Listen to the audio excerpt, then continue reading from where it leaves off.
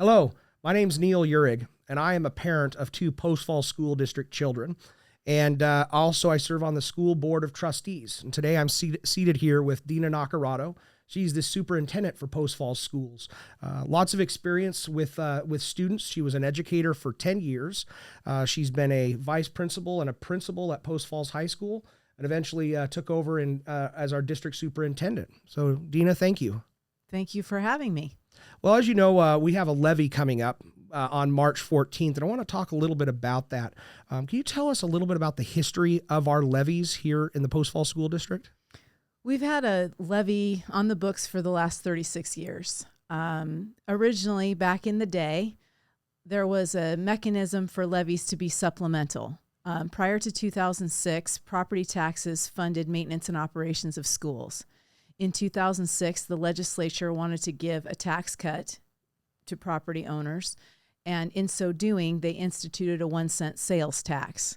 That 1-cent sales tax was supposed to backfill the hole left by the property tax relief, and unfortunately it did not. So then the legislature instructed schools to use their ability to supplement through a supplemental levy to backfill holes that were left when they changed the appropriation to schools.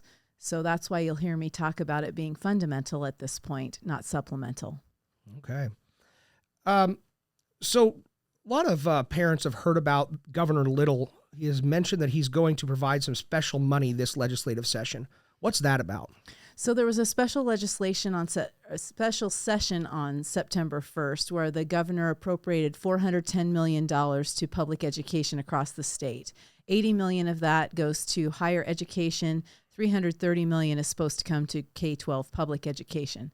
The problem with that is that the legislature itself is the group that will determine how that money will come, if that money will come, when that money will come, and if strings are attached to that money. Generally, when we receive money from the state, there are strings attached, and there's currently quite a discussion happening about educational savings accounts, vouchers, some things that could perhaps eliminate that money from coming to local school districts at all. So it sounds like right now there's talk of this money, but it doesn't exist right now. We don't have any of it. We don't have any of it. Okay. If we don't pass this levy, what happens? What is it going to look like for the Post Falls School District? Well, it's not going to be good if the levy doesn't pass. This levy is 11% of our operational budget.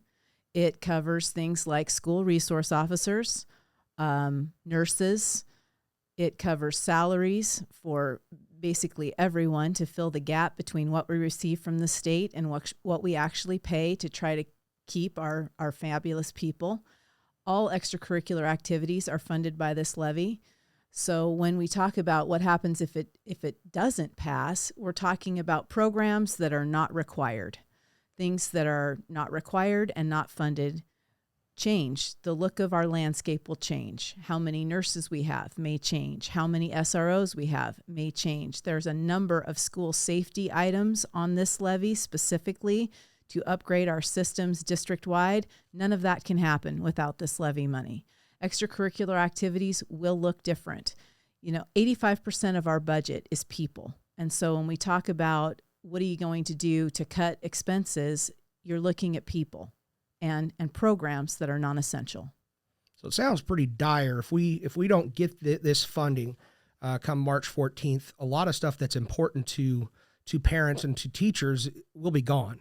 Well, and to kids. And to kids, too. I mean, what I would say is over a third of our students participate in some kind of extracurricular club or activity, whether it's athletics or DECA or BPA or band and choir.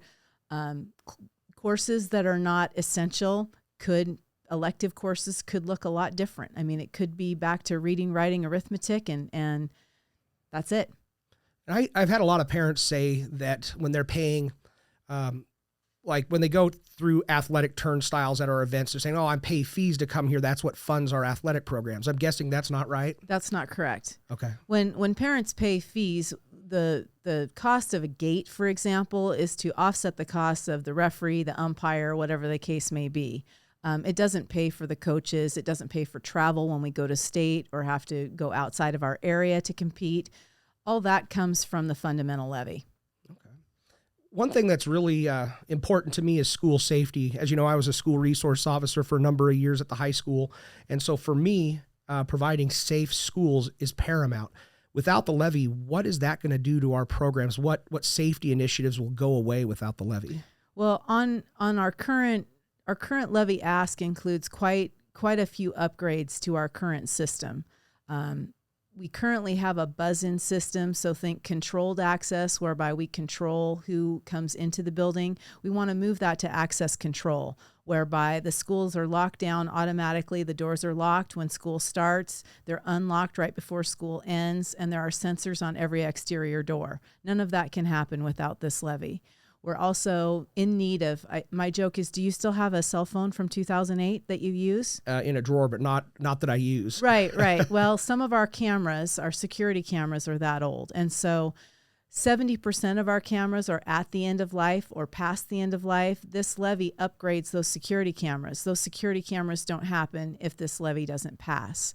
We're asking for additional SROs. I think you're fully aware that we normally have 4 SROs in our school district, 1 for the high school, 1 for each middle school, and 1 that circulates around the 7 elementary schools.